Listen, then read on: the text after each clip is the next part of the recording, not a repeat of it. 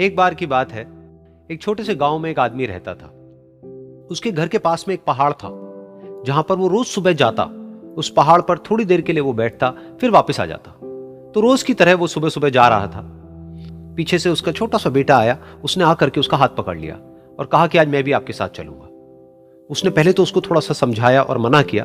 कहा कि जो रास्ता है वो बहुत ही छोटा है और चढ़ाई बहुत ज्यादा है, तो तुम मेरे साथ नहीं चल पाओगे। लेकिन फिर जब उस बेटे ने जिद करी तो पिता मान गया। तो दोनों पहाड़ पर चढ़ने लगे। पिता ने बेटे का हाथ कस के पकड़ा हुआ था।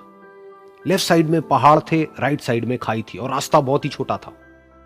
और वो पहाड़ की चोटी तक पहुंचने ही वाले थे, तभी रास्ते में एक बड़ा सा पत्थर आया। क्योंकि पिता उस रास्ते पर रोज आता था, तो उसको पता था कि वहां पे पत्थर है, तो वो साइड से निकल गया।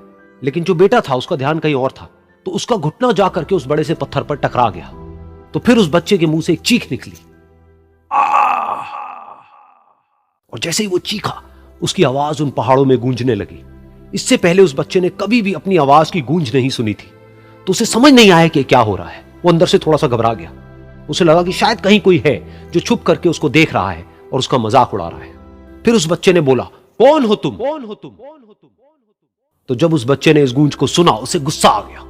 उसे लगा कि कौन है ये जो मेरा मजाक उड़ाए चले जा रहा है। फिर उसने गुस्से से कहा, मैं तुम्हें छोड़ूंगा नहीं। और फिर जैसे ही उसने इस गूंज को सुना, वो घबरा गया। उसके पिता समझ गए थे कि क्या हो रहा है। उसने अपने पिता का हाथ कस के पकड़ लिया और उनसे पूछा, कौन है ये जो मुझे इतना तंग कर रहा है? कौन है ये जो मुझे इतना डरा रहा है? तो उसके पिता थोड़ा सा मुस्कुराए और उन्होंने खाई की तरफ देखा और जोर से बोला, मैं तुमसे बहुत प्यार करता हूं। ये सुनकर वो बच्चा हैरान हो गया। उसे समझ नहीं आया कि हो क्या रहा है, कि वही इंसान जो उसका मजाक उड़ा रहा है और उसको तंग कर रहा है, वो उसके पिता को बोल रहा है कि मैं तुमसे बहुत प्यार करता हूं। तो उसके पिता ने अपने बेटे को देखा और वो समझ गए कि उसके मन में क्या चल रहा है। और फिर दोबारा उन्होंने बोला, तुम बहुत अच्छे हो।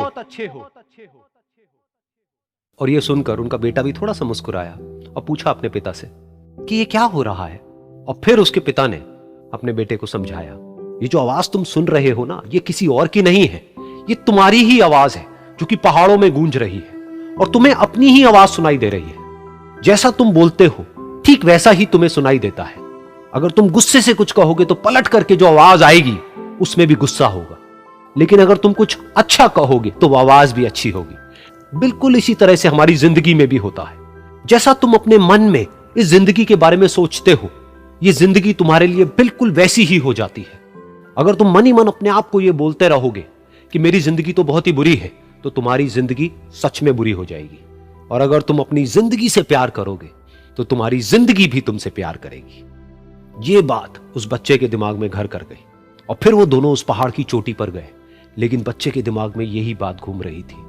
और फिर वो बच्चा खिलखिला के हंसा और उसने अपने दोनों हाथ खोले और अपनी पूरी ताकत से बोला, मैं तुमसे बहुत प्यार करता हूं।